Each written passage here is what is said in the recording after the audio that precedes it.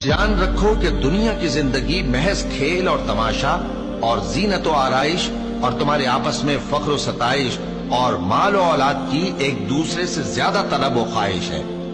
इसकी मिसाल ऐसी है जैसे बारिश कि उससे उगने वाली खेती किसानों को भरी लगती है, फिर वो खेती खूब जोर पर आती है, फिर ऐ देखने वाले तू उसको देखता है कि पक कर जर्द पड़ जाती है, फिर चूरा चूरा हो जाती है। और आखिरत में काफिरों के लिए अजाब शदीद और मोमिनों के लिए अल्लाह की तरफ से बख्शिश और खुशनूदी है।